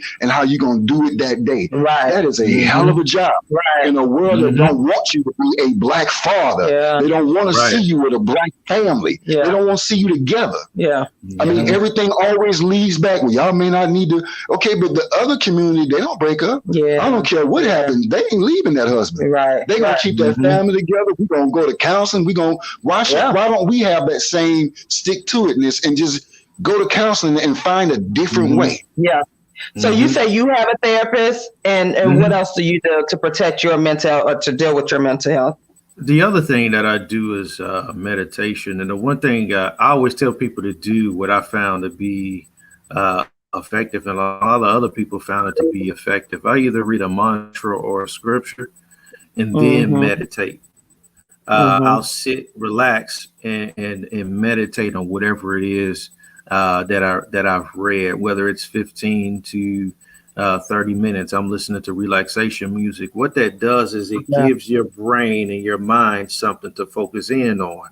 It's so hard to focus because studies have shown, research has shown that the average person has a little bit over 6,000 thoughts per day. That's a lot of fire signals in our brain. And so it's hard to focus in and hone in on one thing, but if you give yourself something to focus in, it'll take your meditation to a whole nother level. So I try to practice meditation, mindfulness, and then when if I have if I take in a lot in the office, like sometimes I may have days where I see 8 or 9 people, then I may hit the gym. Just because I have to release that, and I've got to, and then sometimes I'll just watch, comedy. I'll watch a show, comedy shows just to lighten up, because I could, I've taught myself to recognize when I'm tense, and I've heard a lot of things that are tense. So I try to watch things that may help to lighten that up. Gotcha. I like That's that. why I like comedy shows, because I'm able to, laugh it out, whatever stresses from the day or this, that, and the third. I want to hear something funny. Like, give me something to laugh about. Then I'm okay. Then I'm distressed from that. And then the rest of it is rest and relaxation. Because, everybody needs the rest and relaxation at some point. If somebody needs that quiet time, but still, being able to laugh it out and get a good joke in and, be able to crack up from something, like that's why on my commute home, after, working all day, an 8-hour shift and doing the morning show and, doing everything throughout the day, which is, it's a lot of ups and downs throughout your day in a 24-hour period. As he said, there's a lot of thoughts that run through your head in the 24-hour period.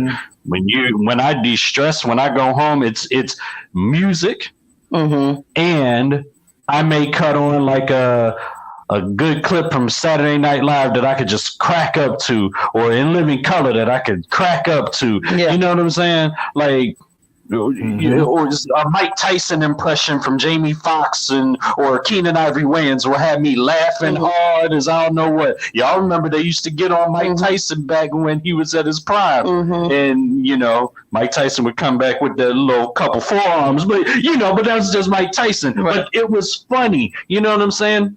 Yeah, and I'll even take it even further. When Tank be acting silly sometimes, it de-stresses. You know what I'm saying? When we're able to laugh, you know what I'm saying, and be able to feel good about something, even if it's just for that moment, it really changes your whole aspect and mindset of the day. Like, okay, this person just yelled in my ear for about 30 minutes and I never got a word in, and they weren't respecting neither my time nor my candor. They were not respecting any of that. And then you get that laugh. You just have to breathe and then you laugh it out. It just makes sense. Tank, how do you take care of your mental? Well, I'll be real honest. I was blessed when I came into my 1026 family that I got some coaching sessions from Coach Jarvis. Shout out to Passion Purpose. And one of the biggest things was, hey, you need to sit down 15 minutes before you start your day. Just meditate. Gave me some positive energy sounds that help re-energize. And the biggest thing is those 15 minutes, focus on you for me. Because people don't really realize you're out there trying to save the world. You got 2 capes on. Some of y'all walking around with 2 capes, a hat, and a bonnet. A whole outfit. And a bonnet. And the thing, and the real serious part about it is when you're okay, everybody else is double okay. But when you're sitting there in stress and trying to help people, some of your solutions may be flawed. So I take 15 minutes, and just like really by myself. Nobody's around. Just and just what? Hey, you worked a whole lot, bro. Don't sell yourself short. Don't sell yourself with nickels. You know that you can go out there and get it. You know that this world gonna throw some at you today. But guess what? Your response be positive. Because the energy you give out, you're gonna get back. Be real. On Saturdays, I come in here. I don't just sit on this show and talk. Like, this is therapy for me. Because when I can sit back and look at y'all and be like, hey, and you're looking like, really? And just be honest about it. Like, I'm not perfect. I'm one of those dads, like you said, you have those angry spurts and you respond instead of listen. you know, and I have to work on that. Yeah. But that's part of the therapy of just being open, honest, and having people don't realize. Yes, it is the awesome thing to be able to get to a therapist, but at the least have somebody that you can actually like talk. Like that is a rarity. Yeah. To have a friend you can talk to. Yeah. Because a real friend doesn't use your insecurities as weapons. Yep. Because I'm gonna tell you, I mean, we real friends. Yeah. You know stuff about me that everybody don't know, and I ain't never heard you speak of it. Yeah. Straight up. Right. I don't play that. And see, I got 4 P's to that. So for me, it's peace provides positive progression, and that's basically what it is. And when you're at peace, you're providing positivity, and that positivity leads to the progression of you. And that's basically where it is. Yeah. And it doesn't even need to be further explained. Right. It's just those 4 P's, they lead to something else, you know, and like I said, just as he said, you know, and I'm going to give my brother flowers too, because I'm a better man now than I was 2-3 years ago, where I had a way different mindset than that. And things were going on around me that I wasn't paying attention to. And, you know, it was almost like my mind could care less. Yeah. And you let things fly by that you shouldn't let fly. Yeah. And it's almost like you're basically letting life pass you by, and you're not engaged in life. Yeah. And that's the thing. You can be the best of the best entrepreneur, but if you're not engaged in life, you're missing something. Yeah. And that's what could also be posed to be traumatic too. Yeah. And it could last for years. Absolutely. Yeah. But you know what the biggest thing is sometimes? We got to get out of our own way. Yeah. Because sometimes we don't want to, like, you know, there's nothing wrong with having somebody, a mentor that you bounce ideas off of. Right. I was advised, hey, reach back. Yeah. Talk to some of your people that have been knowing you for, you know, years, 20. And shout out to Big Herb. And one of the, you know, hey, bro, you know exactly what's, you know, your real friends are going to tell you the truth, whether you like it or not. Right. And I'll be honest, I didn't have to, hey, bro, I'm going to call you back because I'm mad at what you just said. But I got to call him back because that's my dog and he's being real with me right now. Yeah. Do you encourage men to have mentors, Marcus? I do. I do. I encourage. So I don't say mentors, but what I tell them is to have a healthy social network of people that support them. Having a healthy social network, right, means if the one person you can't contact is not available, you got somebody else to help you out. You know, and so you just to have a range of people to be able to support you, just because again, it's normal human functioning to have somebody to lean on. And that's one thing that I make sure that I have is, for myself personally, is a healthy support network of people that I could relate to, that could relate to me, and that I can lean on when I'm going through some things. Yeah. And I like that term, the healthy social network, because, you know, we always say, you ain't got no friends. And you thinking friends like as in people, you ain't got nobody to tell you that was not right. You know, Running somebody we say, hey, bro, no. You're like, that's normal. But what I found also that you have people that they've been surrounded by the toxicity, like that's their norm. That's their norm. It is. You know, and you're looking like, oh, okay. So, you know. But people don't realize that. Though. Yeah. They don't realize that their social network is toxic. Yeah. Because you can, if let's say you're in a group chat and you post something in there and it's serious and nobody responds. Yeah. And you see that they already. I mean, your friends gonna go, hey, bro, what's wrong with you, man? Right. Like, your friends are the ones when they see the first part of the post, they're like, hey, bro, erase that. Erase that. Remove that. What's going on, bro? Yeah. It's like your real friend. Yeah. And again, you're gonna get mad at some of the stuff they say. Yeah. But the best example I could give, One time my dog came in town. I said, hey, bro, hit me when you get in town. Yeah. We'll go have a couple drinks at the Battery, blah, blah, blah. Instead, when he got home, hadn't been home in a minute, chose to spend time with the wife. I did not get mad. Right. I was like, bro, I expect that. You've been gone from home for a couple of weeks now. Yeah. So, that's a healthy friendship. Yeah. I understand what you're going through. Right. I don't take it personal. Right. We boys, dog, but there gonna be times where but the thing is the true factor. Yeah. I have to be honest, bro, that was more important. Right. And that's, I mean, for real. Right. I mean, if that didn't happen, I mean, a whole lot of y'all need to be missing me late. Right. For real. It might help your relationship. But at the same time, I was like, bro, I didn't take it personal. Yeah. Some people would get mad at you. Yeah. Hey, bro, nah, this was more important. Yeah. Do this. That is more important because I know I would have done the same. Yeah. Hey, we having a good time, and hey, bro, I'm gonna holler at you later. We having a good time, blah blah blah. And most people don't know what healthy friendships are. That's true. Yeah. They'll take anything. Like Right. Yeah. And we'll accept anything, and we stop doing that. Yeah, that's true. You're so right about that. The mail room messages from our TaShon and friends. We are talking, having a conversation with Marcus Jones.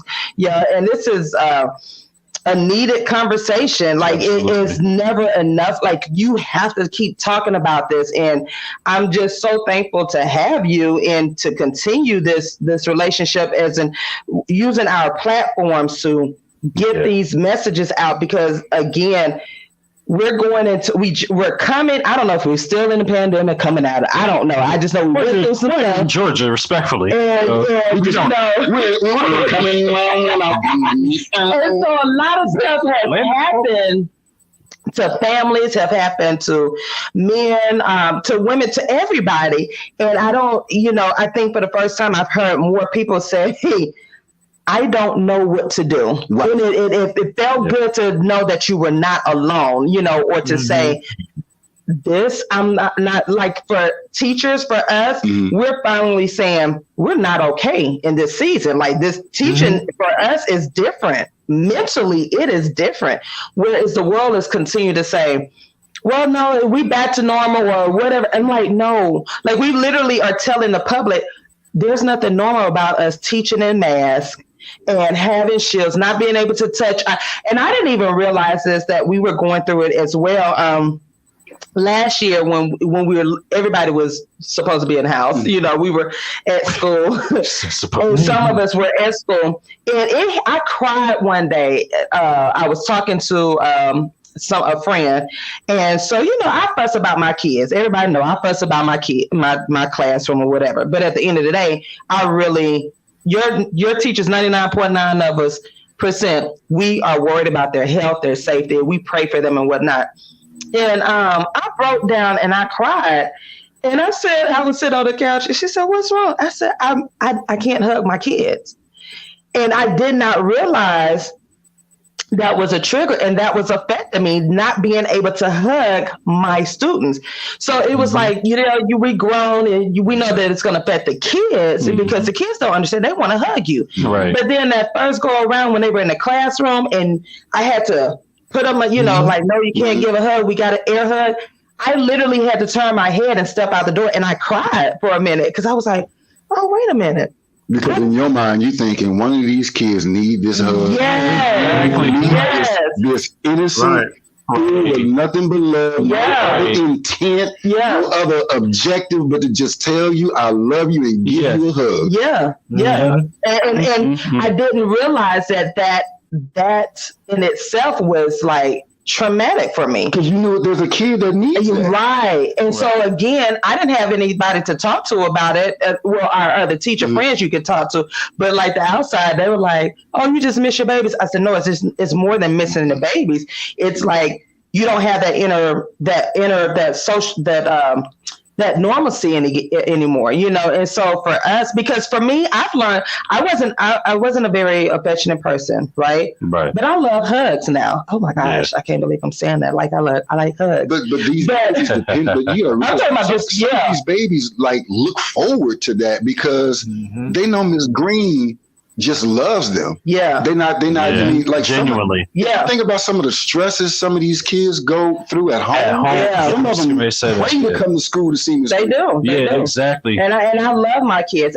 But that human interaction we need. I've always believed that God did not put us on this earth to be by ourselves. I think he gives us the boundaries that we have to set. But we need each other. We need each other. We need each other to socialize. We need each other to be that person to lean on, to hug and whatnot. Chef would tell you, I'd be like, I need a hug. He'd be like, oh my God, another one. I'm like, yes, I need a hug. I need a hug. And I do that with my son because I don't want him to be emotionless. I don't want him to be the hard male that's afraid to sit and hug their children at any time. Because I've heard a lot of men say, man, my father was didn't have one, but I heard them say, hey, my father was not affectionate. Affection was, and that's the thing. To be a dad with your kids, you're going to have to let that go. But that's a lot, especially in our generation, our age range. You see a lot of men who don't hug their kids. Right. Yeah. And it is, and when you think about it, you're like, oh, wow, a lot of us grew up without that affection, and this is what we're dealing with now. We're walking around like... We were told, man, you ain't have that man up there. Yeah. Exactly. Huh? Yeah. That's where you get that tough love. That's where you get those tough love stories. And so you learn it in different ways. Right. That may not be correct or the correct model. Yeah. So you have to be. Hey, listen, there ain't nothing wrong, son, with hugging. There's nothing wrong with showing some emotion, some affection, because guess what? You ain't got to keep it bottled up no more. You ain't got to be, there's no such thing as being hard. That's a myth. How do you deal with that, Marcus? How do you address that? Because I know you've seen a lot of men, especially black men, who have those emotional walls up. And that's like, I ain't talking to you, nephew. So how do you deal with that? How do you deal with that? So it's one, I address their mindset. What's behind that? What's the reason you're holding up that wall? And a lot of men say that they see it as weakness, and other people may see it as being weak. Think about it. Men do express it freely, and that's anger, right? Because anger is seen as strength. Anger is seen as intimidating. You're able to back people down. That's your defense mechanism. Is when you show the behavior as a result of the emotion of anger. But any other emotion, there's difficulty because it's a sign of weakness. And so they hold up that wall because they don't want to put themselves in a position of being vulnerable. So first, I have to break through. First, as a therapist, I would break through that mindset. So I would cognitively challenge that mindset, and then once we're able to get through that part of it, you then have to teach emotional perceptions, being able to help to show them how to perceive emotion, understand emotion, and the emotions that they're having, and teach them what an emotion is. And again, like I said earlier, being able to separate the thoughts from the emotions, and getting them to be able to describe them, because that could be a added on piece of anxiety. One, you don't want to express your emotions because you don't want to be vulnerable. But two, it's like, how do I do it? What do I say? How do I describe this thing? Emotions are difficult. That physical sensation is difficult to describe for most people, but just imagine not being taught or not being shown the emotion, or not even having a conversation about emotion. That added on creates even more difficulty. Yeah. The mail room messages from him. Marcus Jones. Free therapy session. Like I take it in so much. I like I said, I love therapy. I love counseling. I love all of that because, again, it is just coming from a field of servicing people and realizing my own, just going through within the last 5 years or so. It's essential to my soul. Like, that is part of my regimen. Like, I need it. And my prayer every day is that our families, our men, our children, women can find somebody that's a good fit for them. Because, again, all therapists are not fit for you. You have to find that person that will be a good fit for you, because it's a relationship that you're going to build, Right. And for people who are still, I don't want to tell my business, this, that, another. Let me tell you something. You're going to go around here walking around with your brain can explode. It can with migraines, with diseases, with everything. And your business going to be out if you don't let it out in a healthy way. So I really appreciate you, Marcus. But before we even jump off, I need people to know where we can get in contact with, how we can get in contact with you. How can we get your services, all of that, any information? Because again, I want you back. And I know you have your show, but y'all, when I tell you, I just can't stress it enough. I just cannot stress enough. So take it away, Marcus. Tell us everything we need to know about you, how to find you and all of that. Okay. You could find me on therapyforblackmen.org.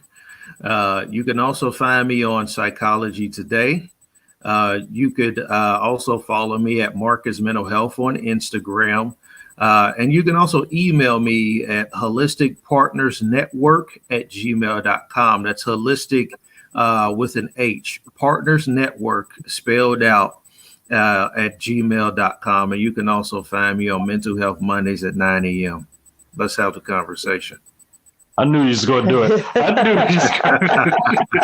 Now, do you take insurance out of pocket and insurance?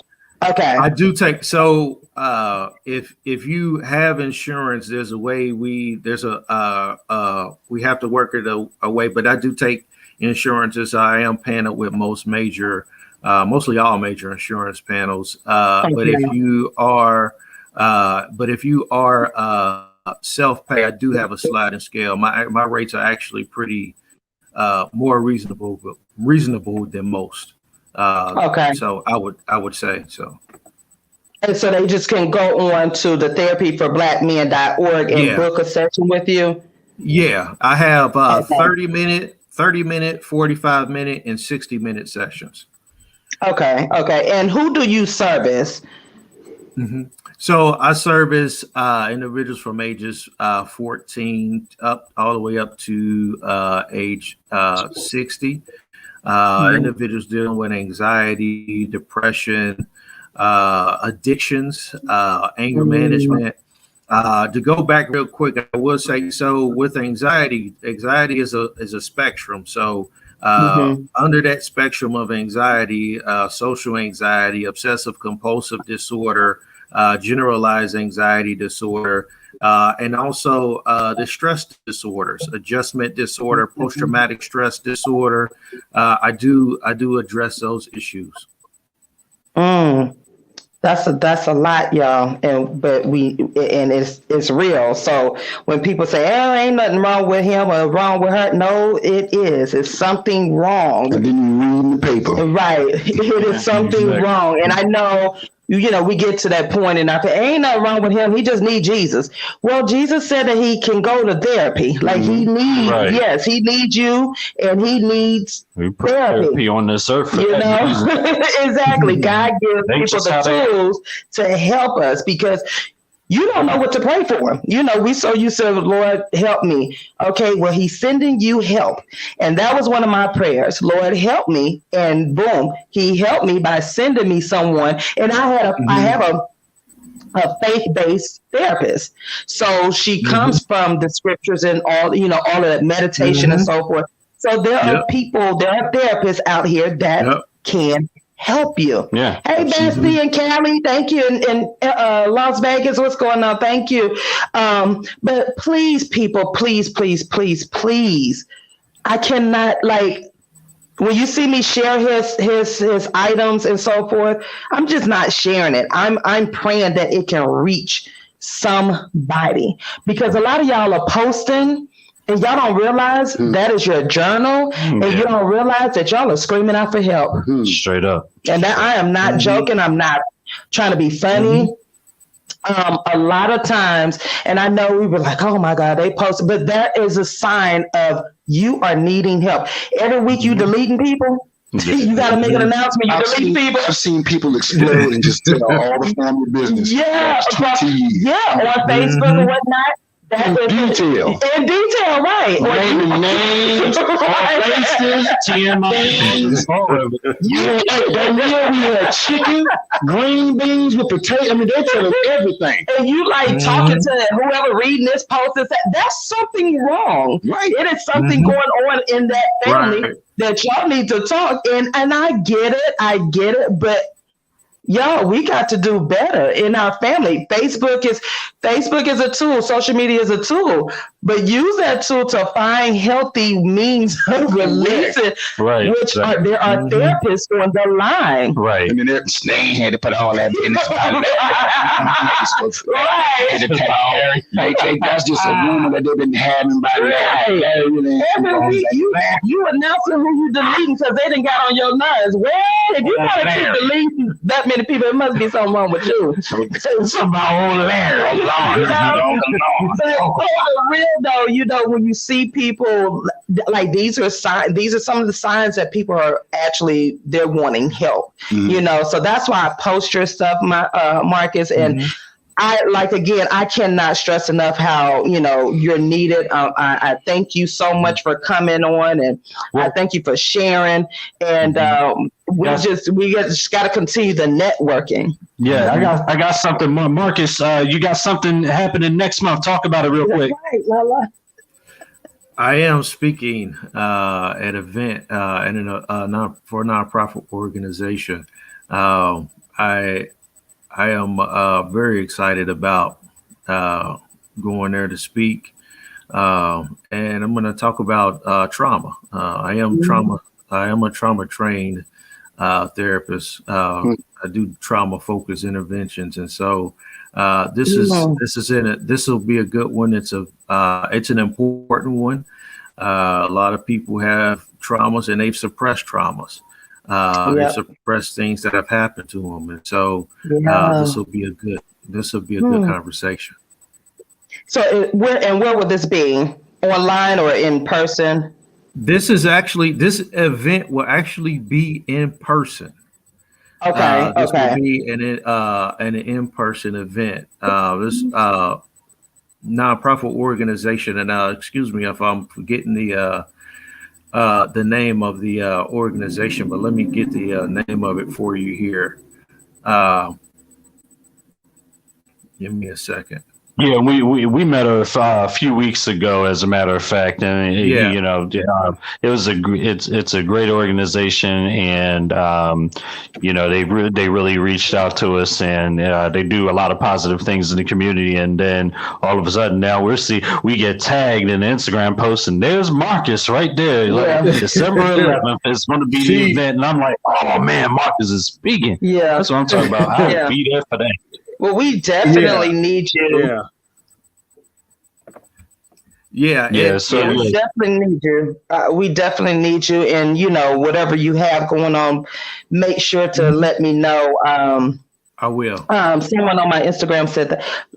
Inbox me, Sean, and give me the information so I can reach out. Because again, this platform is for men and the community, and if we can help with the healing process, or we can produce better families, relationships with ourselves, relationships with people in general, and we wouldn't be. I just feel like, again, our healing will take place. I'm a firm believer, again, in healing the spirit, mind, and body, and it can be done. I've seen healing in my own family. I'm witnessing healing in other families, individuals. And it's with the help of prayers, meditation, with therapists, with, you have your toolbox. And therapists are part of that toolbox. Right. You got to have somebody in there. It's becoming affordable. So we, it is. So we can take that out. It's called priority. If you want healing for your family, if you want healing for yourself, if you want healing in general, it can be done. Yes. So with that, Marcus, I thank you so much. I appreciate you. Yes, thank you. Anything that the mailroom can do for you, you let me know. And let's get this word out here about holistic healing partners. Let's just get the word out. Absolutely. We need you. So please don't be a stranger, and we'll be tuning in. You'll be here Monday. Yep, he'll be here Monday. I will be here Monday.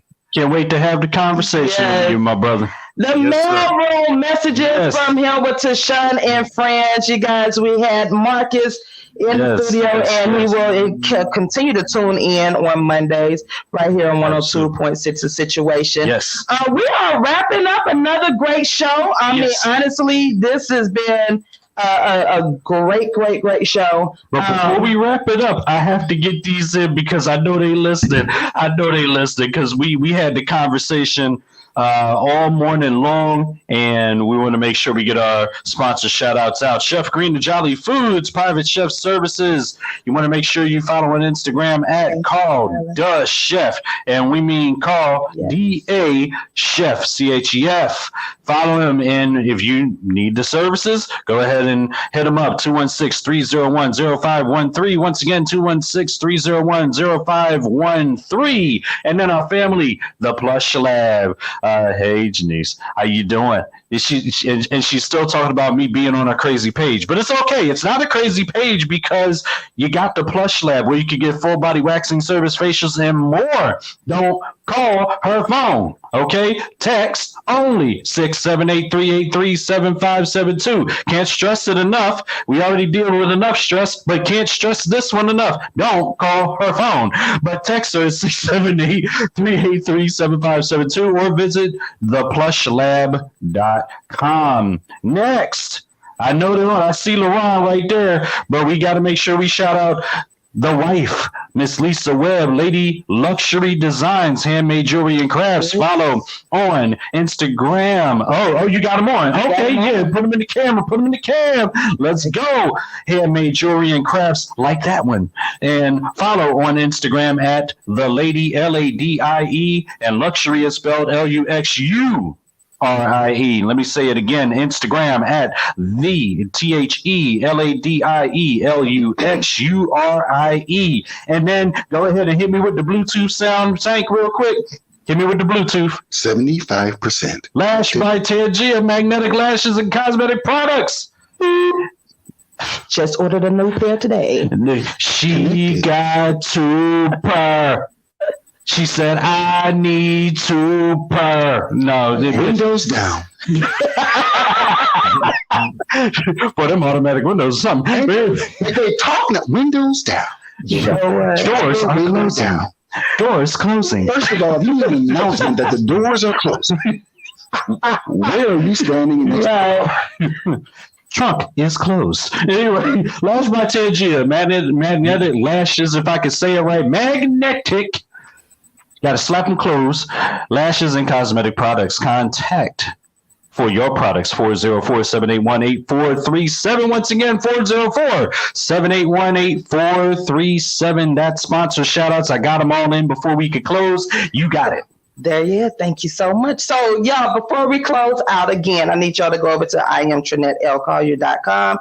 The restock of the Steps to Self-Love Journal will be back on the website. So please go over there, get your copy. And I will be at my launch event on the 20th. So we won't be in the studio next week because I will be celebrating the launch of Steps to Self-Love Journals in Java. So are you going to be live from your launch? I am. No, I'm not. It's a lot. I don't have an assistant right now, so I'm not going to be able to do both. But it's just going to be an in and out because it's a quaint little quaint coffee shop, and so to stay safe as well. Yeah. It's like come in, grab a piece of celebration cake and some coffee or tea, and get your journal. You can buy it there, or you can already have it. Grab a piece of celebration. Yeah, have a piece of celebration cake, and you can have it there, or you can purchase your journal and bring it to. If you've already purchased, you can bring it by, and I can autograph it for you. And, but the first shipment is going out. Thank you so much from Sean from LA. She said, love your platform. About to email you before I start work. Thank you, girl. Thank you, Bessie. She sounds so proud of you. I love you too. I love y'all. Thank you so much again for just supporting this platform, the mail room, because again, this is birth, not just from me, but from God. And everything I do is with a purpose. And I just thank you, Tank and Green Machine and everyone for just supporting and just being here. And I'm ready to do this, y'all. Let's do this. Let's go. You're a mess. So until next week, y'all make sure to go onto that website, IamTrinetteLCollier.com. Subscribe for the updates. And YouTube and all of that, you will find updated information. And I need my therapy. Marcus, I'm about to contact you because I don't want to sing that song, and be looking at folks and be like, I don't know how they found out when you sing it to us. Right. I was a secret. I'm like, you just cut me off. Cut your road off. You can live a lot of things. Food. Like you just crossed the wrong one. You just crossed the wrong one. Look. Until next week, y'all. DJ. Hey. Turn that up. Yeah. Let's get it. I'm tuned in.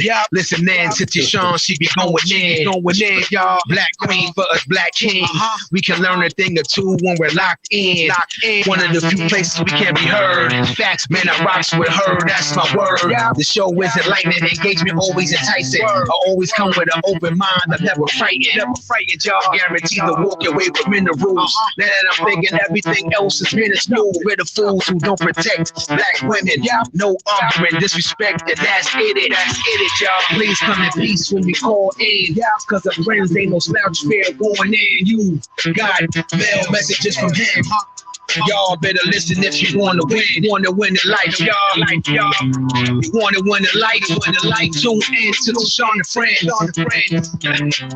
You got mail messages from him, Yeah, you got mail messages from him, 10 a.m. to noon, Saturdays. Tune in. Yeah.